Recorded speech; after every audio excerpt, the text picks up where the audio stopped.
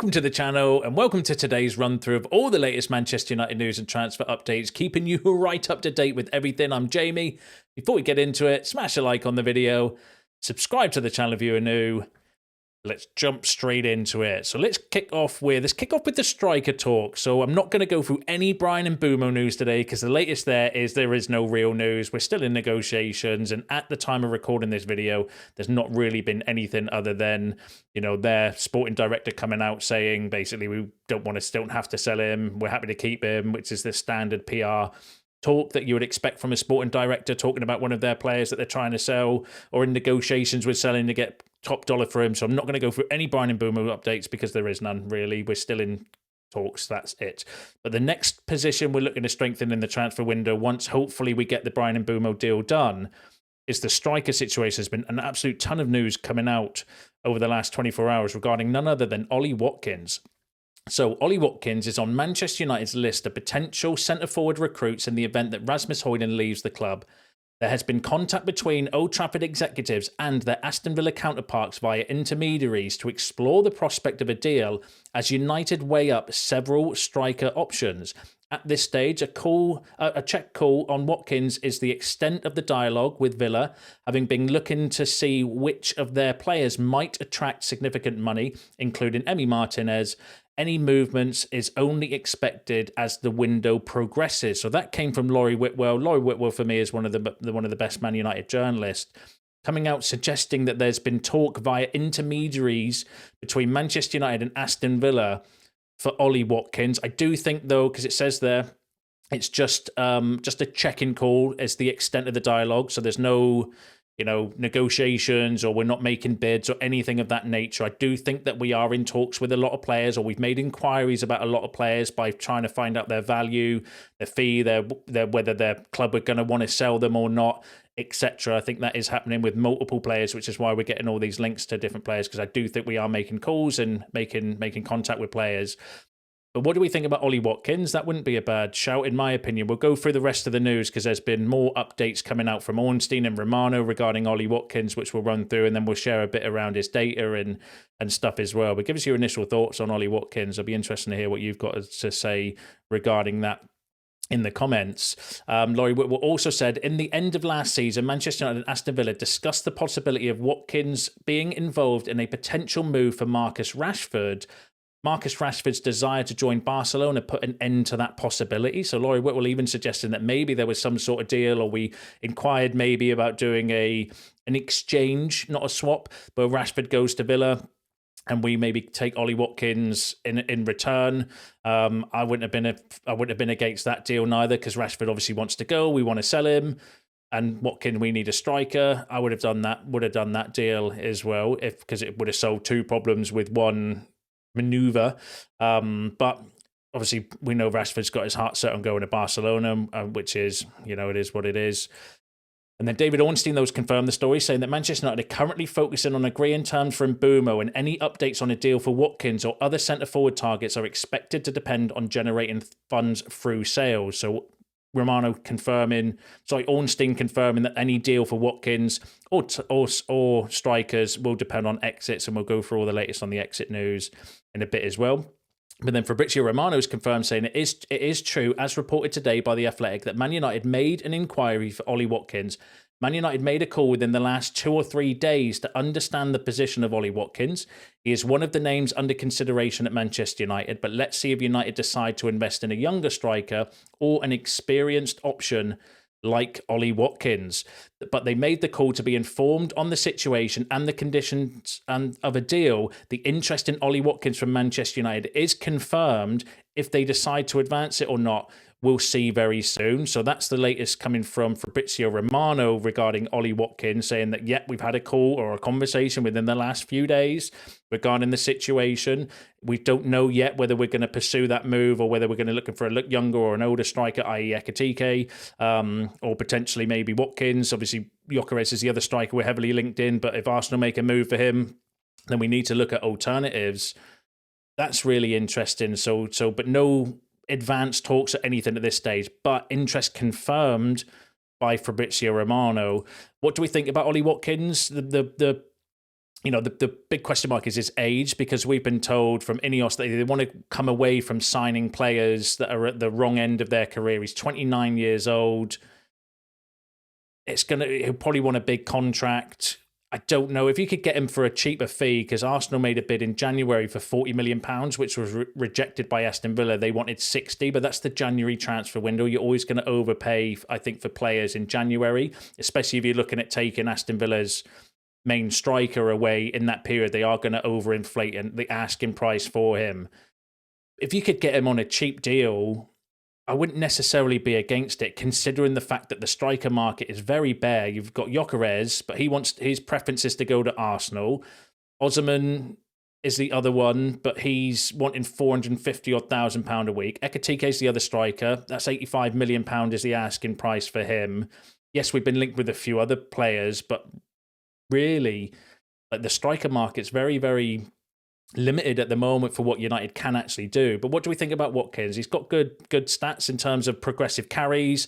He's actually an elite, like, he's got really, really good stats in terms of goals and assists as well. I think statistically, over the last 5 seasons, he's the 3rd highest goal scorer behind Erling Haaland and Mo Salah. So the guy knows where the back of the net is. 54 appearances last season for Villa, 17 goals, 14 assists. And if you've got Mbeumo and Cunha making runs, and, you know, I think he could gel really well with those 3. It's just the question mark is around his age, because we've been told we want to come away from doing these sort of signings.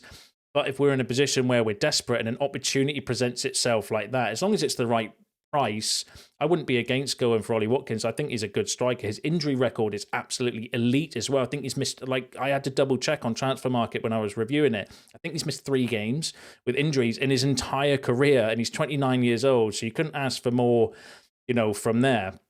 I'm a little bit biased, though, because my dad is a Man United fan, but I'm from Exeter, and he played at Exeter. That's where he started his career, and then he went to Brentford, and my dad's been banging on about Ollie Watkins for years. And when he went from Brentford to Villa, Dad was saying at the time that, you know, we should have gone for Ollie Watkins. So he'll be happy if this move materialises, because he's been rating Ollie Watkins for years, ever since then. But I don't know. There's a few red flags: age, contract, depends on the price, all of that stuff. If it's a cheap deal on a short contract with reasonable wages, that's the trap that we've fallen into, because I've heard a lot of people talking about it, saying about, his age and it's a big contract and stuff. If you give him 300 grand a week at 29 years old, that's stupid. That's the old Man United. But on 100 grand or on 200 grand a week or 150 grand a week, which seems to be what we're paying players at the moment on a short-term deal, I don't know. You just tell me in the comments. If you run out of options, I'd take Ollie Watkins, I think. But it feels a little bit old United. We were told we're not going to do these deals. We're going to go for younger profile of players and buy the next big thing. But then there seems to be a change in transfer policies, because we're going for Premier League proven players now, which I don't necessarily think is a bad thing, because you've got to remember the situation that we're in. We finished 15th last season. We have young players in the squad. We've got young up-and-coming players coming through in the reserves as well that are very highly regarded, like Chido Obi, for example. We need a first 11. We need like a core of first team players this year, because we've only got the Premier League and domestic games to worry about. So getting a settled first 11 with some Premier League experienced players is actually not a bad thing, in my opinion. But it just all depend on the price. If you can get him at a decent fee, then yeah, I would be cool with going for Watkins. But if you're talking like 50, 60 million pounds, I'm not entirely convinced that that's the right move for United based on his age. But apart from that, you know, he ticks all the boxes. Good goal scorer, good player, can facilitate others as well, got really good assists, good injury record, Premier League proven, homegrown, you know, does tick a lot of boxes. But give us your thoughts on that in the comments below. I'm sure you will. Give us your shouts on Watkins. Let's go through the other news. So Amrin would like a reunion with Victor Gyökeres, but at this stage his priority upon leaving Sporting appears to be Arsenal, while Victor Osimhen's wages are viewed as too high at United. Frankfurt's €100 million price tag on Hugo Ekitike is beyond United's current means. Christopher Nkunku has come up in discussions between Chelsea and United, who are also in touch on Alejandro Garnacho. So again, that came from Laurie Whitwell in his piece, going through the other strikers. So we know the situation on Gyökeres. He prefers Arsenal, but we need to wait for them to make a move. Osimhen, as I mentioned earlier, his wages are the problem. He wants about £450,000 a week, and Frankfurt's asking price for Ekitike, 100-odd million euros, so £85 million, way outside of what we're prepared to pay for, I think, for a young striker that's had one good season. And then, interestingly, Ekitike and Kuku, that seems to be more coming from Chelsea's end. I think Chelsea are trying to push Nkuku to United rather than United pursuing Nkuku. And then also, interestingly, that Chelsea is still in touch around Alejandro Garnacho. I wouldn't put it past Chelsea still going for Garnacho. I know they've just signed Jamie Gittins, but, if they're a winger and they've got a pulse, then Chelsea will probably buy them. And, I can see that potentially being a option for Garnacho. And we'll go through some more news on Garnacho in a bit as well. But interesting again from Laurie Whitwell. David Ornstein confirmed it as well, saying that Manchester United have contacted Eintracht Frankfurt about Hugo Ekitike and Amram Admires Victor Gyökeres, so alternatives. So it looks like the main three strikers I would say we're linked with now, Ekitike, Gyökeres, and now Ollie Watkins, because there's been, there's no smoke without fire. Romano, Ornstein and Laurie Whitwell are all suggesting that we've had conversations, but it is just conversations at the moment. There's no, talks of deals and negotiations and stuff like that as well. And plus, wonder what Aston Villa would now ask for Watkins, because they've just sold their women's team to themselves to maneuver themselves around the PSR rules, which is insane. That's like the loophole, but the loophole's there. That's how Chelsea are managing to spend so much money, because they've sold their women's team to themselves, and apparently that's cool, and you can use that on your PSR book. So, are Aston Villa now in a position where they actually need to sell their players because they've now effectively sold their women's team to themselves, which generates income and money from a PSR perspective. Although I still think Aston Villa, it's their wages that's the problem. I think they're struggling. I think they spend like 90% of their income on wages, which is insane. But we'll wait and see. We'll keep an eye on it for you. Now, in terms of other striker targets, another name I would actually put on as the fourth potential name is Moise Kean, but this seems to be coming more from Italian outlets, and I'm yet to be convinced around whether the conversations are genuine or not. I'd want to see more credibility, but Manchester United are keeping an eye on the situation of Fiorentina striker Moise Kean this summer, according to reports in Italy. Corriere dello Sport reports that Kean is one of the favourite strikers of United's list of targets this window. They are, however, yet to make a concrete offer. The report says that the striker has a €51 million, so £43.7 million release clause in his contract that is only valid for 2 weeks throughout the summer window. So I think they've reported that story before. I think it's the first 2 weeks of this month as well, where he's got a release clause of £43.7 million. So if we are going to move for Moise Kean, it's maybe going to be done in the next couple of weeks. So he is a name that is, again, no smoke without fire, but a lot of the smoke is coming from Italian outlets, and I'm not entirely convinced whether the links are genuine or whether they're being used to generate interest from other clubs or just for clickbait. I have no idea. I'd want to see a bit more credibility before getting too giddy or not giddy about Moise Kean. What do you think about Moise Kean, though? Give us your shouts in the comments, because he is a name that we've been linked with quite a bit. I'm yet to be convinced. It wouldn't be a signing that I would be jumping up and down, screaming in excitement if we went for, but then, I could see it being a decent option for us as well. It's wouldn't be my preference. Don't even think he'd be in my top 5 personally to go for in the striker position, but he is an option to bring in if we were looking for someone. Had a good goal scoring season this season, though. 44 appearances, 25 goals, 3 assists, which is not a bad record. Good age, 25 as well. He's been a bit of a journeyman, though. That's what I worry about with him. But then, is that part of his learning? Is he now developed, and is he about to peak potentially with him being a good age for a striker as well? But give us your thoughts, Moise Kean. What you're thinking? Let me know in the comments below. Now, interestingly, Fabrizio Romano said that United have already turned down a striker, so Manchester United were offered the chance to sign Jhon Duran on loan and cover all his salary. Manchester United rejected this offer as they were not interested in him, so that's interesting. I think he's gone to the Turkish league, and I'm pretty sure that the Saudi Pro League are paying all of his wages as well. So it's just literally a loan. Get out, we'll pay all your salary, which is an excessive salary as well. I've read somewhere like £400,000 a week.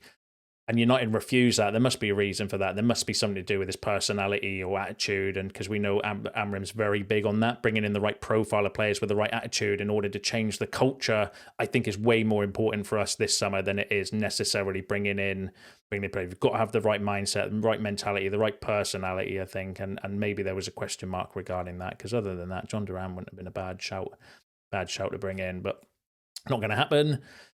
Now, interestingly, so Manchester United are going all out for Fabian Ruiz, the PSG midfielder who had a stellar season, is in the sights of the Red Devils. Manchester United wants to make a big move, but Paris isn't ready to let him go so easily. Now, that came from Foot Mercato, who are actually a really good source of French news. They've got like 4.5 million subscribers, so a really good source of information when it comes to French football, suggesting that United are going to go all out for Fabian Ruiz, who I think is an outstanding midfielder, but is kind of in the same box as Ollie Watkins. He's 29 years old.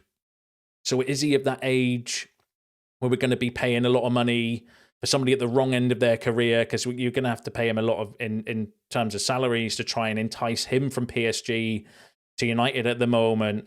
And I'm not convinced. While a profiler player, of course, I would take Ruiz. It's just that goes against everything we've been told around Ineos, that we're going to walk away from these deals. We're not signing players at the wrong end of their contract on big salaries and big fees anymore. And this would smell exactly of that as well, going for Ruiz. As good as a player as he is, and as much as I would take him at United, I don't necessarily think it's the right deal. Interestingly, though, in the report, it was saying that he's out of contract in 2027. So maybe this is something to do with him looking to get a new contract, because I can't see why PSG would want to cash in on him when they've just literally won everything last season, and he's an integral part of that midfield there as well. So it feels a little bit to me maybe like agent story, like when we were linked with Donnarumma, and that all went quiet, and now he's in contract negotiations apparently now with PSG, wanting a new contract, and this smells a little bit like that to me personally. I would want to see a bit more credibility before, making an assessment on whether that's to be believed or not. I would take him in a heartbeat, but I don't think it's the right deal for United to do. Big wages, big fee, 29 years old, no sell-on value. It could just be another Casemiro where we're just stuck with a player on big salary that we maybe want to remove in a couple of years and we can't. But, we'll have to wait and see and pay attention to it. If anything comes out, I'll bring you any updates. But give us your thoughts on Ruiz in the comments. I'll be interested to hear what you've got to say regarding that. Now, another midfielder that we were linked with, now not linked with, is Nmecha. So despite being linked with Felix Nmecha, Manchester United have not made any contact with his representative so far. Borussia Dortmund have no plans to let him leave this summer. So that came from The Athletic, suggesting that yet we've had no contact with his representative so far, and Dortmund are not planning to sell him. So that's one that we can maybe strike off of the rumour mill about Nmecha coming to United. So, yeah, it is what it is regarding that. So now let's go through some exits, because as we know, the big thing around the rest of the transfer window, hopefully if we get Bryan and Mbeumo done, is exits. So what's the latest there? So Højlund's future is unclear. The 22-year-old has said he wants to stay at Old Trafford, but clubs are in contact with United over an exit. To retain a firm interest in United would prefer a sale, although there is an appreciation internally. They might have to accept lower than his book value, which stands at a little under £45 million.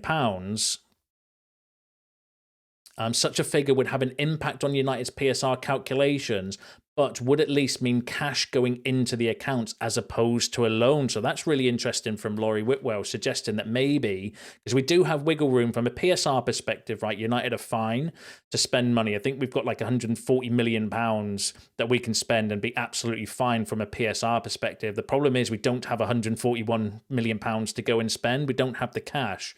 So what Laurie Whitwell was saying there is that we maybe would accept a lower offer for a permanent move for Rasmus Hojlund, even though it's a bit of a PSR loss, because it gives us the money, and the money we can then use to go out and spend on other players, because that's the problem with United. We don't have the cash to spend.